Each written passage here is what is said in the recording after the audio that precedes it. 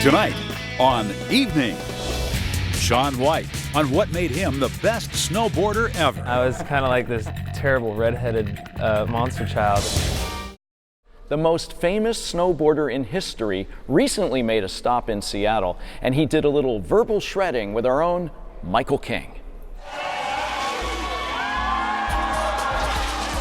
From a perfect score at the X Games to Olympic gold to national TV ads, these ideas just come flowing to me like a river. Shaun White has seen it all because he somehow goes bigger than anyone alive.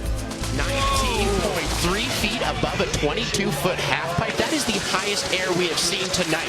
I mean, I think I know why, but You don't want to tell us? a lot. No, it's funny. I mean, a lot of times This is mind-boggling. there's a thing that we do snowboarding. It's called speed checking, where you basically drop in and you do this little swoosh with your board, and it slows you down.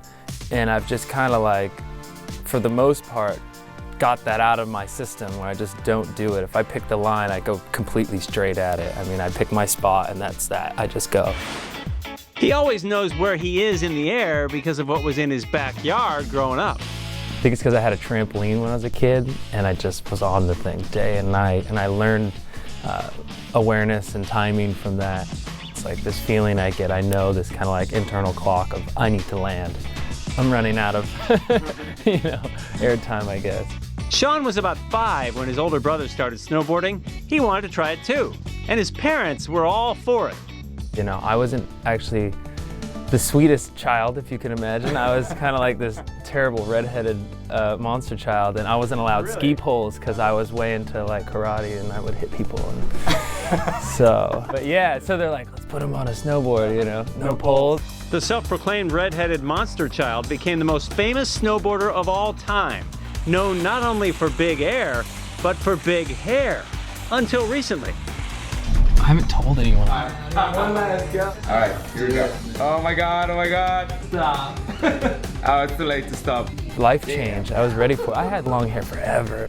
He admits he sheared his long locks partially because everyone said he shouldn't, but also Talked to a friend of mine and he mentioned he had donated his hair, and I was like, oh, that's a great reason why I should cut my hair, and I ended up donating it. I didn't tell anyone, I just did it. We did it. It's a lot easier to just wake up. And now without all that hair, he soars even higher. But he wants you to know he's no Superman. I'll do cool stuff on the snowboard and then I'll like trip running up the stairs.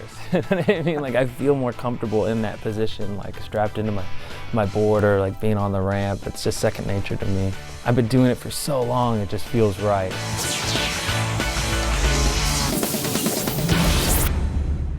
Shaun was in town recently as a celebrity endorser for a small Bellevue company that got the shock of all shocks when he contacted them. Michael got the scoop. And so I stumbled upon Halfpops and I just fell in love with it, and I called up Mike Fitzgerald, the CEO, creator of the company, and said, hey, tell me about the product, how can I be a part of it? So. Mike was like, Shaun who? Yeah. He's like, wait a minute. The same guy? No way. He's like, I got 2 boys. Yeah, come on up. They know you. Totally Yeah, cool. we know what's up. Shaun helped create the next flavor that's so new it's not even out yet. It's called Brooklyn Dill Pickle. Give us your impromptu promo there. Halfpops, here's Shaun White. I think you just nailed it. Shaun heads to New Zealand next month to begin training for the 2018 Winter Games in South Korea.